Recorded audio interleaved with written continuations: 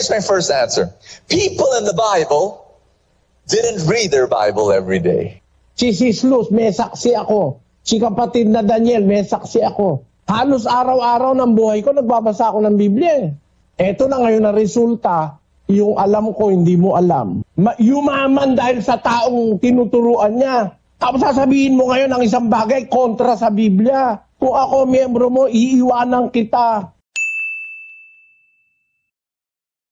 Magandang araw po sa inyong lahat. Sir JR po ng Usap-Usap University. Mga ka-Youthy, welcome back. Tuloy na naman po kayo dito sa ating regular show. Kung ikaw ay baguhan sa ating channel, ang atin pong ginagawa dito sa Usap-Usap University, tayo po ay nanonood ng mga religious discussions, preaching, sermons, Bible expositions at iba pa. And for this particular episode, ang pinaka-in-demand po sa ating channel, ang ating bibigyan ng reaksyon, si Brother Eli Soriano ng Members Church of God International. Hindi pa ako ganun ka-sure, no? Dahil binigyan lang po tayo ng kaunting information ng ating staff when they got this video. What we know is a criticism of Brother Bo Sanchez daw po ito mula kay Brother Eli. And malamang sa malamang ay alam niyo po or kilala niyo po si Brother Bo, no? Very popular. I remember about 20 years ago, I was reading Kirigma. I have read, I think, some articles by Brother Bo, during these times. So sa ngayon, what I know is he's very busy with some books. Ayan. At saka meron siyang parang club for investment, tinatawag na Truly Rich Club at iba pa. No? Very busy actually. I think his ministry also focuses, of course, on religion and I think finances kung di ako nagkakamali. So sa akin pong background sa pag-aanil sa po nito, paghihimay, ako po ay dating university debater mula po sa MSU IIT sa loob po ng 3 taon. Nakapagdebate sa ABS-CBN News Channel, member ng isang international public speaking organization at naging Philippine representative sa isang kompetensya na inorganisa ng Harvard University sa Amerika. Mga ka-Youthy, alam niyo na po yan, wala po tayong religious agenda dito sa U3. Tayo po ay nagbibigay lamang ng honest and fair lamang, no, na reaction as we are watching the video for the first time. So sana po ay maliwanag po yan. And if you like yung mga ganito pong uri ng videos natin, please don't hesitate. Ayan, tulungan nyo kami mag-click ng like. Napaka-importante dahil it means that you are recommending this video sa iba pang mga YouTube viewers, mga ka-U3. So everything now is ready. Let us watch this video together. Sabayan niyo po ako. Let's go!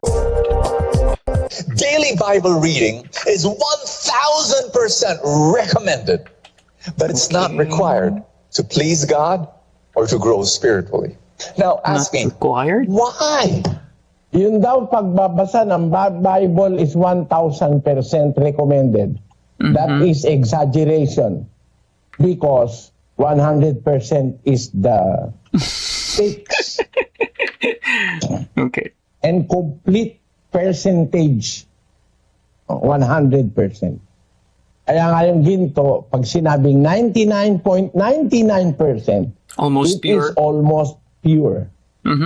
Para gawin mo 1,000%, it is over-exaggeration. Pero ine-exaggerate niya something that he will later on erase. Masasabi ko, isa na naman forma ito ng stupidity o ng katangahan, kagaguhan. Bakit? Recommended daw ang 1,000% ang pagbabasa ng Biblia. But it does not please God.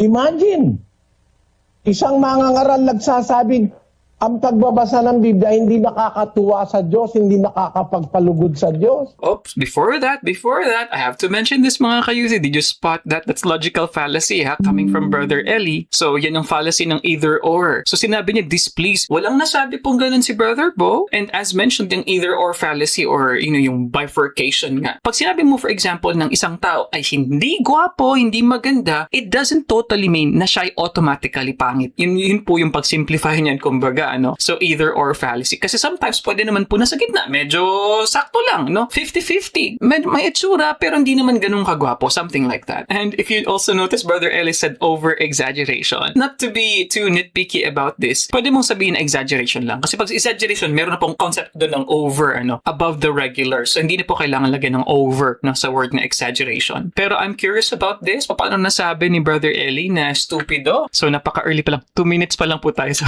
anyway, let's continue. Eh bakit inutos ng Diyos yun? Utos yun eh. Basahin natin ang Timoteo. Ano ba naman itong taong ito? Dahil pa naman pinapaniwala eh.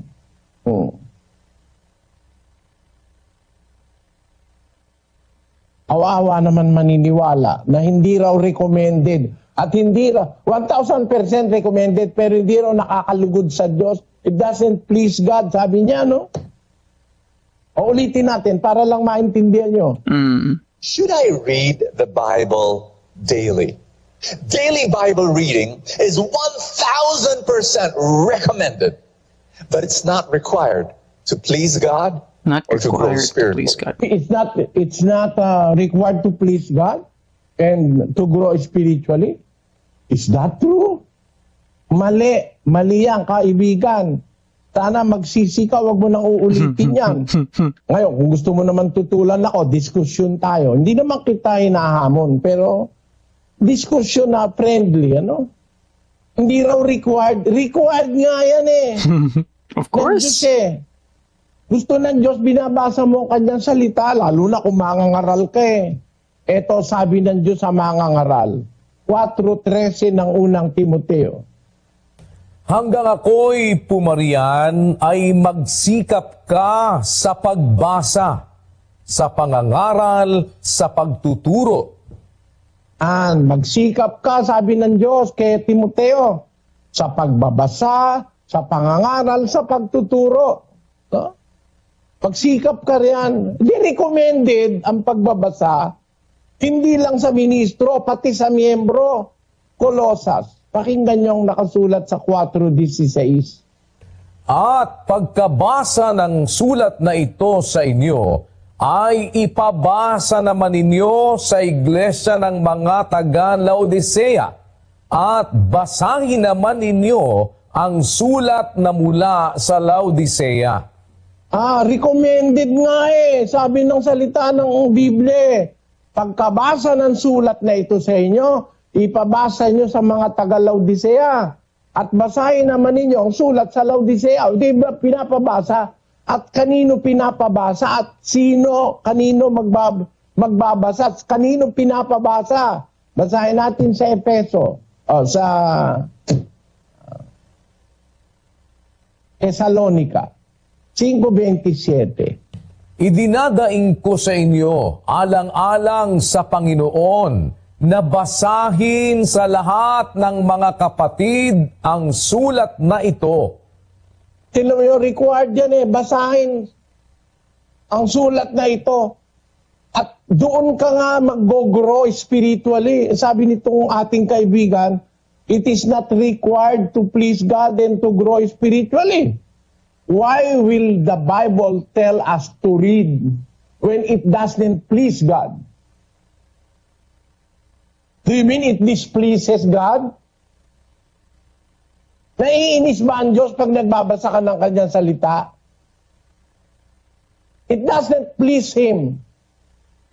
You may be thinking of the opposite. Not necessarily mga ka-youth, like what I said, this is bifurcation. Pero gusto ko lang po i-clarify ha, the phrase of Brother Bo here, he did not say na it does not please God. Actually, ang phrase nga na pagkakasabi doon is, it's not required to please God. He did not say it doesn't. Ang phrasing niya is, hindi required. Pero of course, either way, I don't agree. I think it is really required, no? Kaya nga, kung di ako nagkakamali, sinabi ng Biblia na we have to meditate day and night, di ba po? So bakit po kayo nasabi ni Brother Bo na hindi required yung daily reading ng Bible? Not required to please God.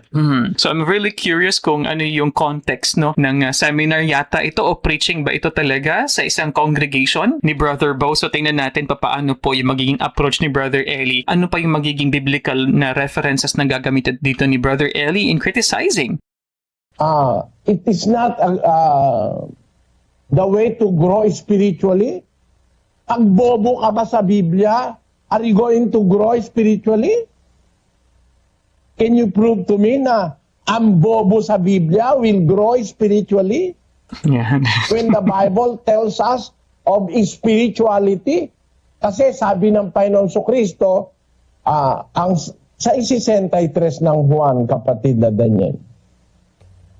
Ang Espiritu nga ang bumubuhay. Sa laman ay walang anumang pinakikinabang.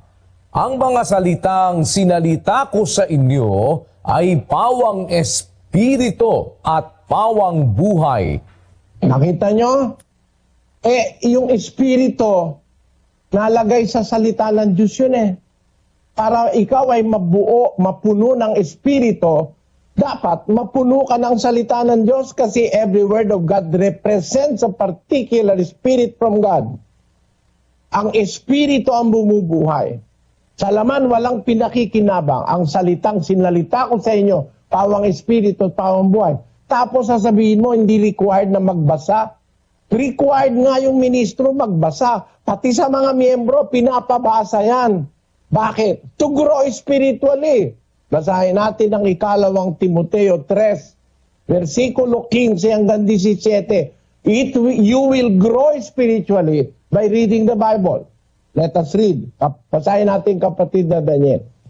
At mula sa pagkasanggol ay iyong nalalaman ang mga banal na kasulatan na makapagpapadunong sa iyo sa ikaliligtas sa Kapatid na Daniel, will you grow spiritually by reading the Bible? Certainly po, Of Brother course. Eddie. Ang lagay, nakasulat eh. Hindi palagay, nakalagayan sa Biblia. Mula sa pagkasanggol, sabi ni Pablo kay Timoteo, sa pagkasanggol sa pananampalataya, sa pagkasanggol sa Christian faith. Kasi si Timoteo ay isang anak ng Grego.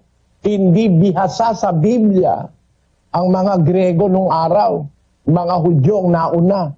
Mula ang wika sa pagkasanggol sa pananampalataya ni Timoteo, nalalaman mo ang mga banal na kasulatan makapagpapadunong sa iyo sa ikaliligtas. So you will grow spiritually sa pamagitan ng banal na kasulatan. Tuloy natin, kapatid na Daniel. At mula sa pagkasanggol ay iyong nalalaman ang mga banal na kasulatan na makapagpapadunong sa iyo sa ikaliligtas sa pamamagitan ng pananampalataya kay Kristo Jesus. Ang lahat ng mga kasulatan na kinasihan ng Diyos ay mapapakinabangan din naman sa pagtuturo, sa pagsansala, sa pagsaway, sa ikatututo na nasa katuwiran. Ang kasulatan, ikatututo sa katwiran, you will grow spiritually. Tapos, sa 17, kapatid na Daniel, Upang ang tao ng Diyos ay maging sakdal, tinuruang lubos sa lahat ng mga gawang mabuti. nakita nyo, ang tao ng Diyos para masakdal, to grow spiritually, to grow into perfection, that the man of God may be perfect, thoroughly furnished unto all good works. In what works? Works that the Bible teaches us. Works that came from God. Sabi sa Biblia, all scriptures inspired of God is profitable for doctrine, for reproof, for correction, for instruction in righteousness. Kaya para sabihin ngayon ng isang umaakay sa kapwa na hindi kailangan ng pagbabasa ng Biblia to grow spiritually at hindi nakakatuwa sa Diyos, hindi raw nakaka-please ng Diyos ang pagbabasa ng Biblia, katarantaduhan niyang salita na yan. Hindi ko sinasabing tarantado ito, ha?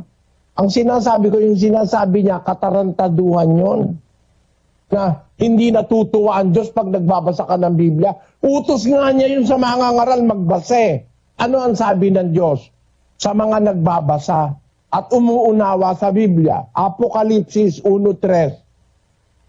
Mapalad ang bumabasa at ang nakikinig ng mga salita ng hula at tumutupad ng mga bagay na nangasusulat doon, sapagkat ang panahoy malapit na. Napalad pa nga yung bumabasa eh. Tapos ito ngayon ang mga ngaral na nangahas magbasa magturo ng Biblia, umakay ng kapwa, humingi ng pera, humingi ng ikapo, yumaman dahil sa taong tinuturuan niya. Tapos sasabihin mo ngayon ang isang bagay kontra sa Biblia. Kung ako miyembro mo, iiwanan kita. Bakit? Sukat sabihin mo yan? Kontra sa Biblia yung sinasabi mo, ulitin natin. Hindi ako galit sa kanya, mga kababayan. Galit ako sa sinabi niya dahil laban sa Biblia. Should I read the Bible daily? Daily Bible reading is 1,000% recommended, but it's not required to please God or to grow spiritually. Kita mong katangahan yan? You will grow spiritually by reading the Bible. Papalad ang bumabasa. Sukat sabihin mong hindi required. Nire-require nga, pinapabasa nga eh. Basahin sa lahat ng kapatid. At kung yung mga unang Kristiyano tumutupad, binabasa ba nila araw-araw ang Biblia? Basahin natin sa isang talata ng Gawa, 17 Gs. At pagdakay pinayaon sa gabi ng mga kapatid si Pablo at si Sila sa Berea, na nang dumating sila doon ay nagsipasok sa sinagoga ng mga Hudyo. Ngayon lalong naging mararangal ang mga ito kaysa mga taga-Tesalonika, sapagkat tinanggap nila ang salita ng buong pagsisikap at sinisiyasat sa araw-araw ang mga kasulatan kung tunay nga ang mga bagay na ito. Araw-araw. Itong mga taga-Berea, naging lalong marangal sa harapan ng Diyos kesa sa mga taga-Tesalonika. Kasi nung tanggapin nila ang salita, nitong mga taga-Berea, sinisiyasat nila araw-araw ang mga kasulatan. Do they read the Bible daily? Tapos ito ngayon ang mangangaral sa atin.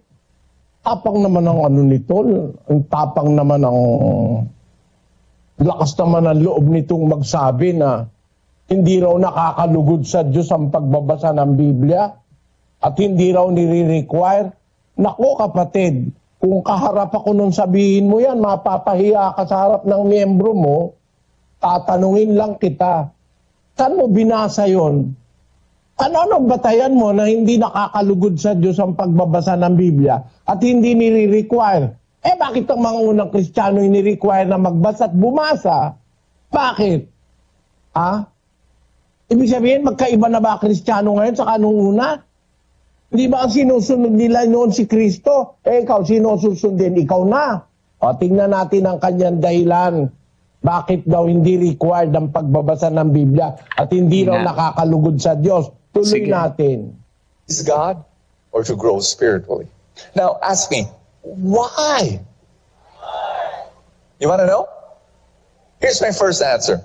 People in the Bible didn't read their Bible every day. Kung katangahan yan, yun daw mga tao sa Biblia, hindi raw na nagbabasa ng Biblia araw-araw. Yung mga tao raw sa Biblia. Ano yun? Sino yun? Tuloy natin. Didn't read their Bible every day. Abraham and Jacob and Isaac. Yun daw si Abraham, si Isaac, si Jacob, hindi raw nagbabasa ng Biblia araw-araw. Kung di ka ba naman talagang, ano kaya ang sasabihin kung klase ng tao ito? Hindi ako galit sa'yo personally, ano? Pero panliligaw yan eh. Sabi mo, si Abraham, si Isaac, si Jacob, hindi nagbabasa ng Biblia. Paano babasahin yung Biblia? Wala pa Biblia noon. Exactly.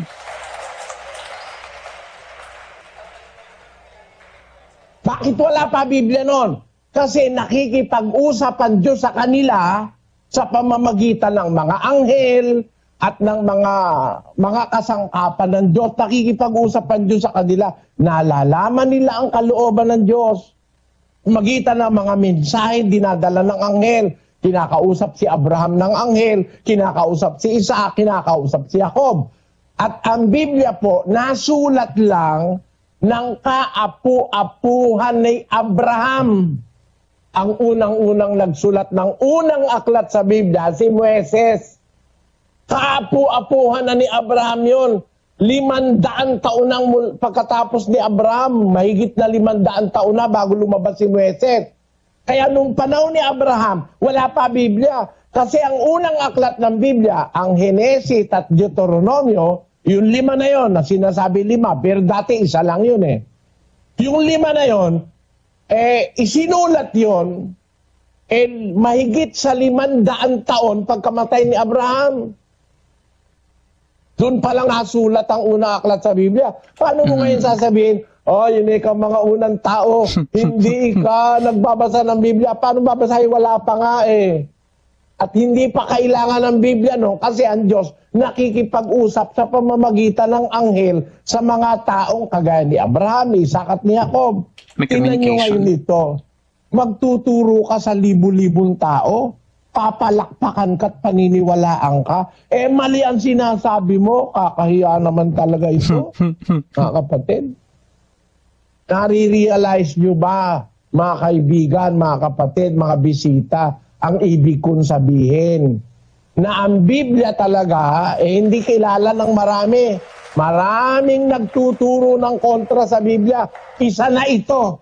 Ang kanya pa naman t-shirt, merong ano ng Biblia, merong John kita. 3:16. Okay, before we continue here mga kayuti, So, this is one of the many things kung bakit naging endearing itong si Brother Eli, sa kanyang presentation style, sa mga programa po niya. And I have mentioned this before as well, yung kanyang passion talaga, hindi talaga nawala, I would say. As far as I know, bago nga po siya pinagpahinga ng Diyos noong February 2021, is parang meron pa siyang ginawang exposition ba? Parang the night before, mga kayuti, Kasi it was very, very sudden. Kumbaga, naging parte na talaga ng buhay ni Brother Eli ang pagsisiwal at pag-expose, which is honestly mga kayo 3, I really miss, Kasi nga sa pagpanaw niya, it seemed to me na wala na ring mga exposition niya. Tatama po ba mga kayo 3? Or meron pa po ba sa panahon po ni Brother Daniel Razon? As far as I know, parang wala na po yata. And for me, I don't think na it has to stop. Sana po mapagpatuloy pa rin. Maliban sa ito ay legacy ni Brother Eli. And legacy na rin po ng Members Church of God International. Hindi po kasi nagsastop yung iba't ibang uri pa ng mga preachers na maaring mabigyan ng komento, mabigyan ng pagpuna. Kasi I totally agree with Brother Eli here. Bakit sinasabi na hindi required to please God ang pagbabasa ng Biblia, which is really a direct contradiction on what has been said in the Bible, di ba po? Di ba logic will dictate paano ka maging mahusay na Kristiyano kung hindi ka nababasa ng source mismo ng knowledge ng pagiging Kristiyano? Paano ka magiging mabuti na estudyante kung hindi mo ipinag-aaralan ang iyong libro? So na-appreciate ko po itong presentasyon na ito, and ito po pala ay worldwide Bible study noong January 24, 2020. Ayan. Anyway, let's continue.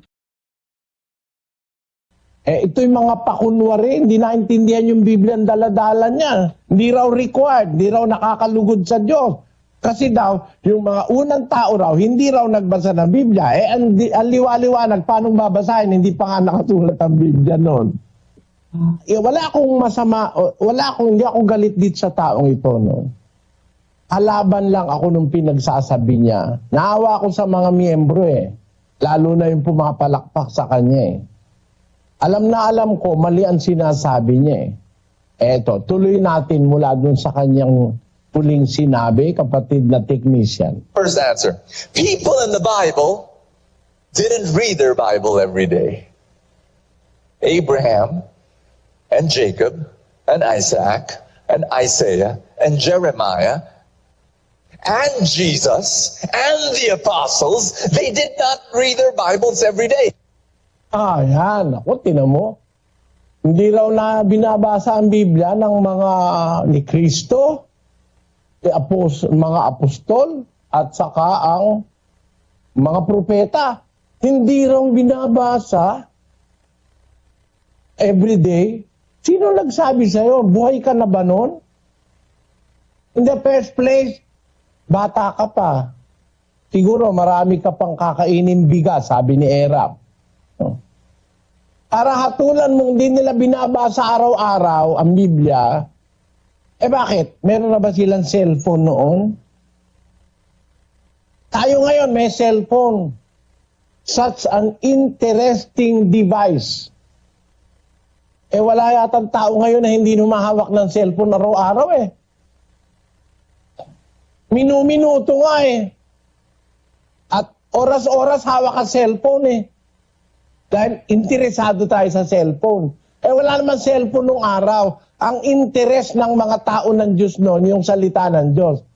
Para sabihin mo, Hindi binabasa ng mga propeta ang Biblia, gaya nila Jeremias, Even etc. Jesus, yeah.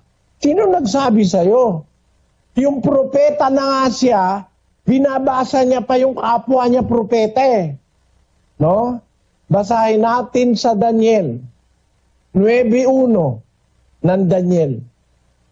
Nang unang taon ni Dario na anak ni Asuero sa lahi ng mga taga-Media na ginawang hari sa kaharian ng mga taga-Kaldea. Nang unang taon ng kanyang paghahari, akong si Daniel ay nakaunawa sa pamamagitan ng mga aklat ng bilang ng mga taon na sinalita ng Panginoon kay Jeremias na propeta. Kita nyo, si Daniel propeta si Daniel. Pero, binigay niya pa peche. Sabi niya, ng unang taon ng kanyang paghahari ni Dario. Dario ba yung sinabi sa uno? No? Ng unang taon ng kanyang paghahari, akong si Daniel, propeta yan si Daniel nakaunawa sa pamamagitan ng mga aklat.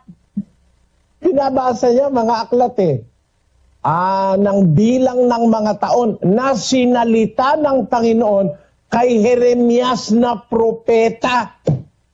Nakita nyo? Nagbabasa ang propeta ng aklat ng kapwa niya propeta. Sabi mo, hindi nagbabasa? Eto. Ikalawang Pedro. Nagsikap. Pedro. Ito, salita ni San Pedro to mga kapatid. Hindi ko salita ito. Siguro hindi naiintindihan ito, nitong kapatid na nangangaral na ito. Papaintindi natin pati sa kanyang mga miyembro. At least mailigtas natin yung miyembro niya sa pagkaligaw. Yun ang intensyon natin. 1:10 ng unang Pedro. Tungkol sa pagkaligtas na ito, ay nagsikap at nagsiyasat na maigi ang mga propeta na nangagsihula tungkol sa biyayang dadating sa inyo. Tayo sabi ni Pablo sa mga Kristiyano noong unang siglo, tungkol sa pagkaligtas na ito, tungkol sa kaligtasan, nagsikap at nagsiyasat na maigi ang mga propeta. Nagsisiyasat pala yung mga propeta. Alin ang sinisiyasat? Di yung kasulatan. Basahin natin ng tuloy sa 11. Na sinisiyasat ang kahulugan kung ano at kailang panahon itinuro ng Espiritu ni Kristo na sumasa kanila ng patotohanan ng una ang mga pagbabata ni Kristo at ang mga kaluwalhatiang hahalili sa mga ito. Tanyo, sinisiyasat ang kahulugan ng mga nakasulat sa kasulatan kung ano at kailang panahon ng patotohanan ng una ang pagbabata ni Kristo. At yung pagkapanganak ni Kristo, pati yung pagbabata ni Kristo, pati yung lahat ng gagawin ni Kristo, sinisiyasat ng mga propeta yon. At pati mga apostol, nagsisiyasat din ng Biblia yan. Para sabihin mo hindi nagsisiyasat, nagbabasa araw-araw, yung nagsisiyasat, talaga nagbabasa yon. At habang may pagkakataon, nagbabasa yung mga yon. Katunayan, basahin natin ang Lucas 24. 4:44.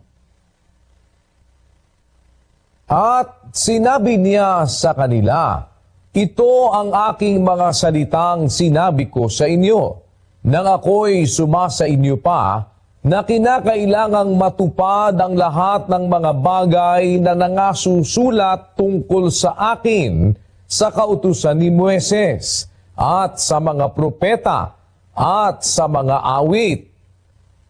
Nang magkagayoy, binuksan niya ang kanilang mga pag-iisip upang mapag-unawa nila ang mga kasulatan. Ayan, nagsisiyasat mga apostolo mula dun sa paaklat ni Moises, sa awit, sinisiyasat. Binabasa nila lahat ng mga aklat na available nung panahon nila.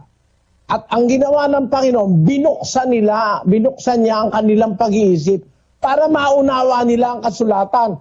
Kasi meron naman kasi nagbabasa, hindi nakakaunawa. Pag hindi ka binuksan ng Diyos ang isip mo, hindi mo maunawa eh. Kaya tinan nyo ang sabi sa 2 Korinto 3.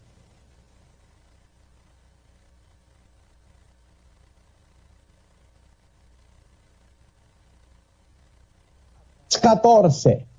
Datapwat ang kanilang mga pag-iisip ay nagsitigas sapagkat hanggang sa araw na ito, pagka binabasa ang matandang tipan, ang talukbong ding iyon ay nananatili na hindi itinataas, na ito'y naalis sa pamamagitan ni Kristo. Datapwat hanggang sa araw na ito, kailanmat binabasa ang mga aklat ni Moises, ay may isang talukbong na nakatakip sa kanilang puso. Meron pa lang naman basa ng basa, pero hindi naintindihan kasi may talukbong ang kanilang puso. Kaya ang Biblia talaga binabasa yan eh.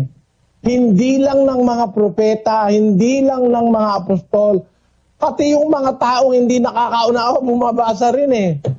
Pero pagka nakita ng Diyos, genuine ang interest mo, meron kang tama o talagang masiding pagnanais, makaalam ng kanyang salita, tutulungan ka niya sa pagbasa, bubuksan ang pag-iisip mo.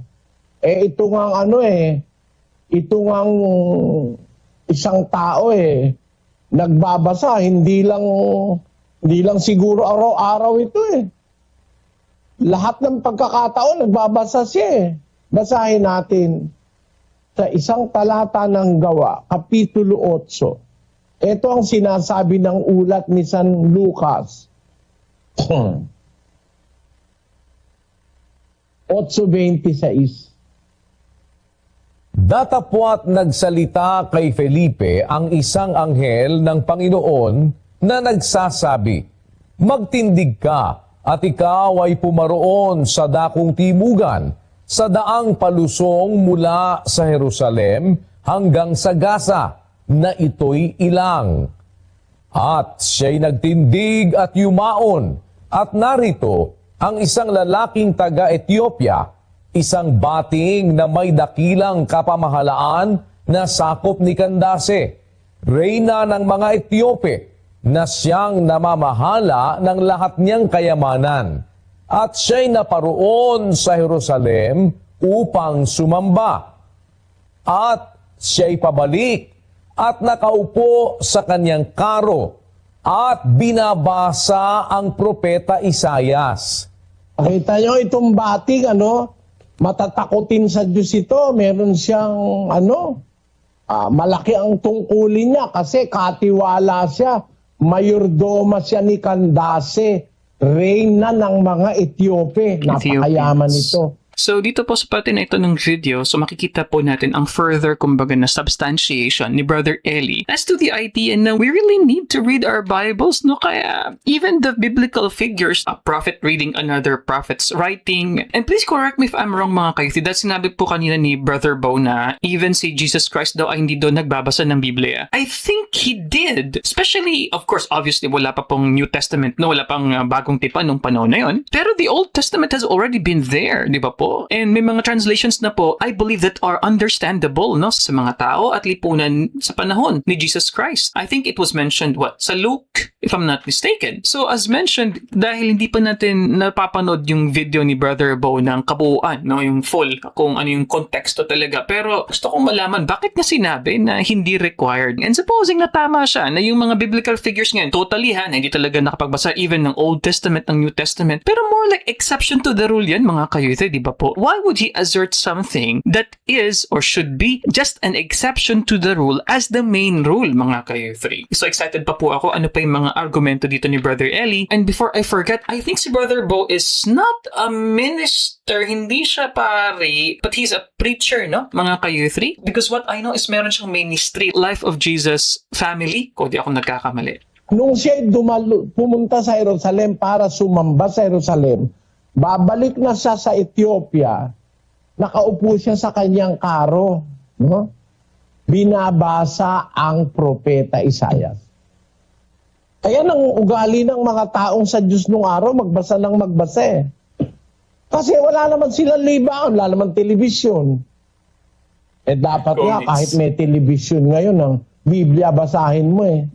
Eh kasi kung telebisyon lang ang panonoorin mo, kung ano lang mapapanood mo kuminsan, eh, mga chismis, mga artista naghiwalay, tapos nagalit si ganon, kasi yung anak niya eh nagyabang nung sumikat, tapos eh nagkagusto yung anak niya sa kapwa babae, nalustay ang kayamanan, etc., etc., nag-away ngayon yung mag-ina. Yan ang mapapagkita mo sa telebisyon eh.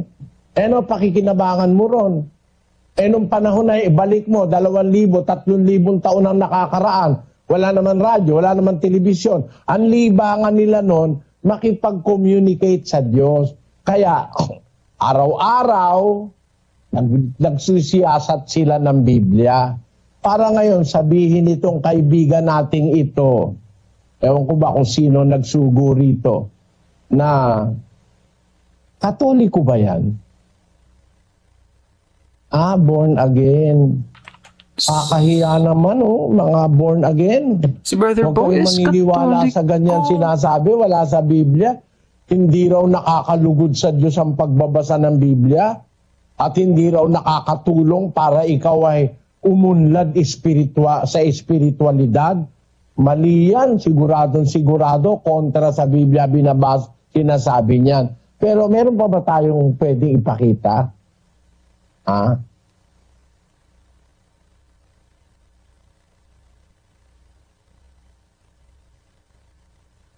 And the apostles, they did not read their Bibles every day. But Brother Bo, wait a minute. You mean to tell me all those people? Yeah. Before 1454, thousands of years, they were connected to God without reading their Bible every day because it was The impossible. apostles, they do not read the Bible every day. Yung mga yung salita na yun, alam nyo, mga kababayan, kung hindi lang ako ayoko lang talaga, marami na kasing galit sa akin eh. Madadagdag pa yung mga miyembro nito. Eh, kaawa naman yung miyembro, kaawa naman pag hindi ka kikibo. Para sabihin mo na ang mga apostol hindi nagbabasa araw-araw, no? Hindi totoo yun. Wala ka ron eh. Wala ka ron. Eh kung mabasa ko,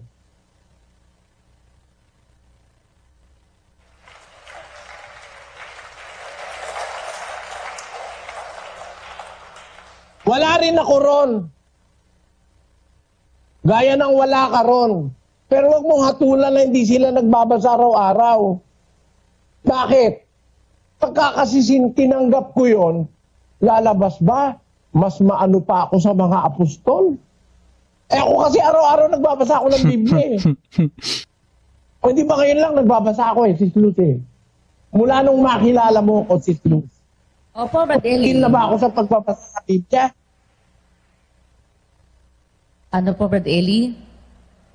Mula nung makilala mo ako, Opo, Brad Eli. tigil na ba ako sa pagbabasa sa Biblia? Ano po, Brad Eli?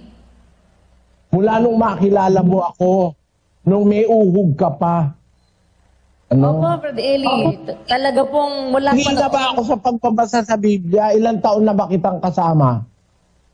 Matagal na po sa iglesia. Nasa 39 na po ako. Bago po ako naanib, kasama ko na po kayo. At tama po yung bata pa ako, naririnig ko na po kayo, tinuturuan nyo na po kami. Kaya nga ako natutong magbasa din ng Biblia dahil po kay Brad Eli na nagbabasa siya ng Biblia, tinuturuan niya kami. Oh, Nagbabasa video po of talaga Sis siya. Luz. Ay, bata pa kami niyan. Ang masasabi ko, araw-araw nagbabasa ako dahil araw-araw nangangaral ako eh. Wow. For the last 55 years. Para ngayon tanggapin ko na ang mga apostol di nagbabasa araw-araw. Ano mo natiyak na hindi sila nagbabasa araw-araw? Nandun ka ba? O ako, matitiyak ko sa'yo. Si Sis Luz, may saksi ako. Si kapatid na Daniel, may saksi ako. Halos araw-araw ng buhay ko, nagbabasa ako ng Biblia eh. Eto na ngayon na resulta, yung alam ko, hindi mo alam. Kaya nagsasalita ka mali.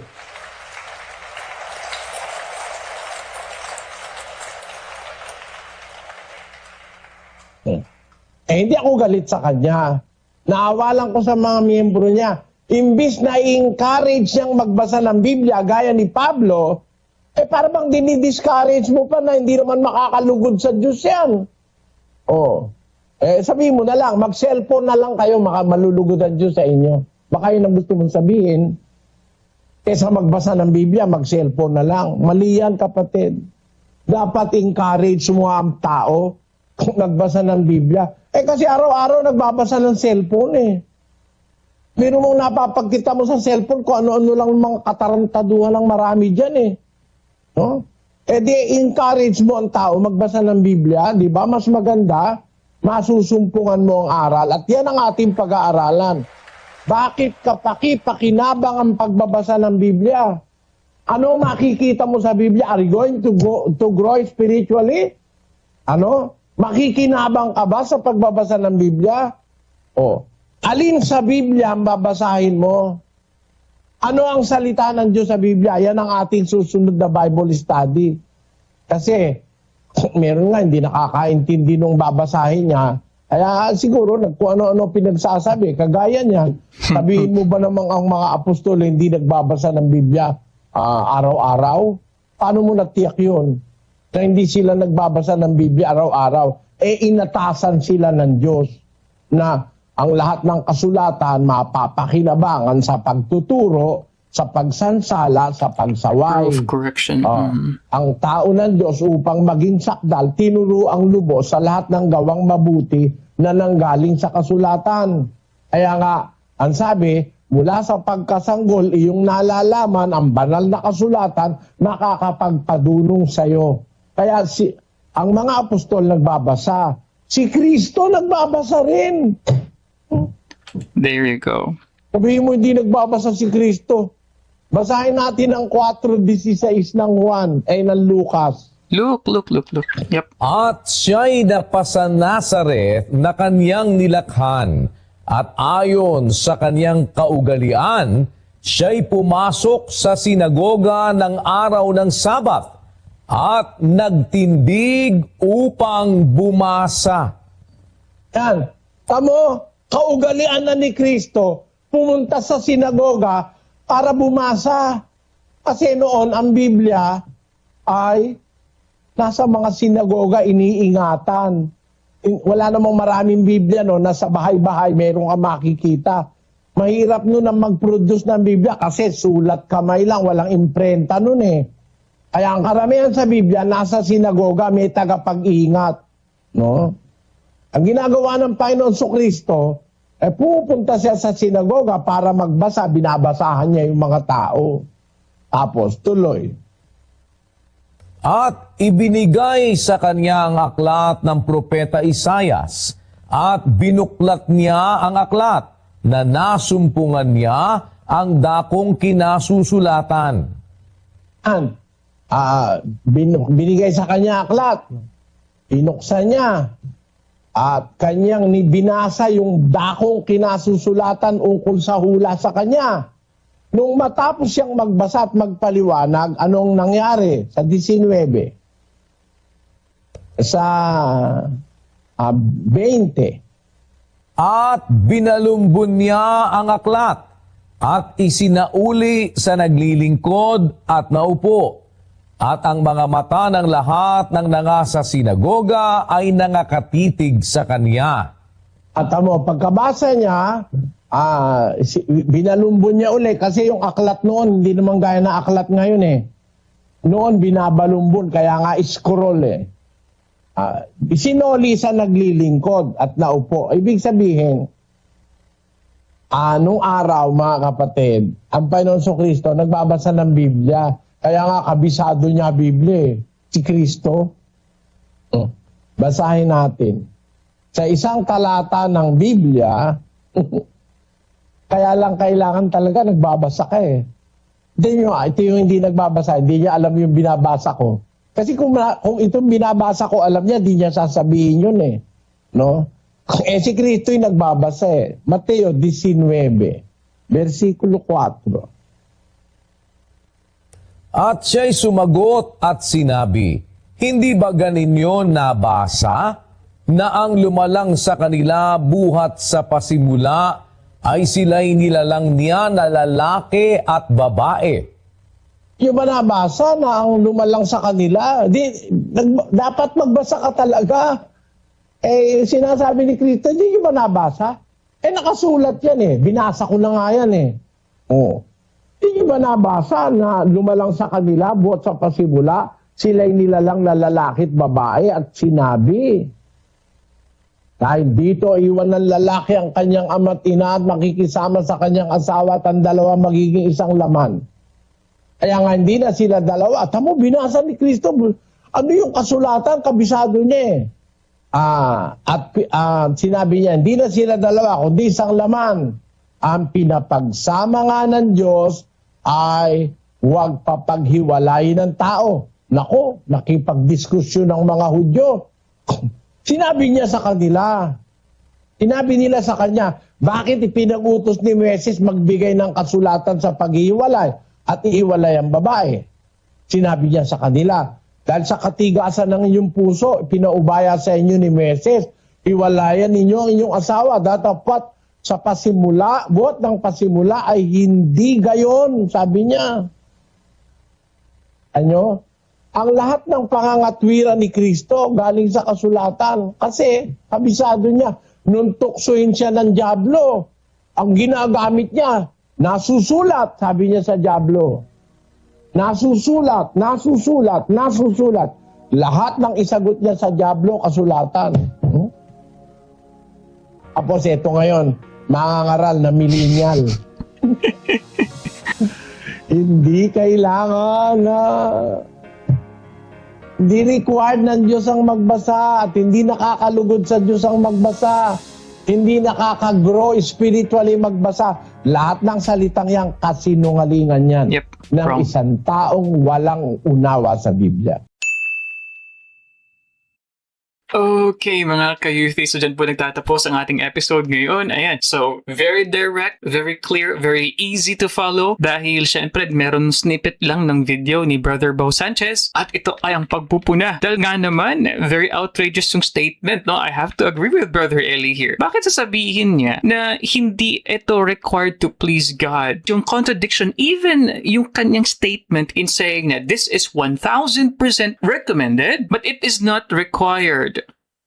So why would you recommend something that is not even required to please God? Tapos yung pagkakarekomenda, sabihin natin 100%, 1,000% kasi, I agree, it's exaggeration. Pero yun nga po kaya I understand Brother Eli in his reaction on the statement ng ginawa nga nitong lay minister, no? Preacher po ito ng Katoliko hindi po ito born again, ano? And I think he is a little bit older than that. Di po millennial si Brother Bo. I think he is Gen X po siguro, ano? But of course, mga kayuth, hindi ko na po mauulit lahat po ng aking mga interjections, no, yung mga pag-pause natin dahil I was watching this in real time. But one of the things that I really like, especially in refreshing to us, interesting information about Jesus' society during their time, no? Sabi ni Brother Eli, hindi ka basta-basta makakabasa ng Biblia noong panahon dahil nga syempre it's, handwritten, kaya may mga scribe nga, no, mga eskriba noong panahon. And these scrolls are actually kept saan pa? Sa sinagoga pa. So if you want to read the Bible, you really have to go there. And of course, mga kayuthi, obvious naman po siguro yan, lumang tipan yung kanilang binabasa dahil wala pa syempre New Testament during Jesus' time. So sa mga members po ng Light of Jesus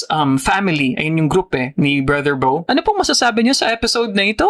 Do you agree that it is 100% recommended but not required to please God ang pagbabasa ng Bible every day? So if you like these kinds of contents, you can watch that video over there, playlist over here. Kung hindi ka pa subscribe ka na, and I'll see you guys next time. Peace! Bye-bye!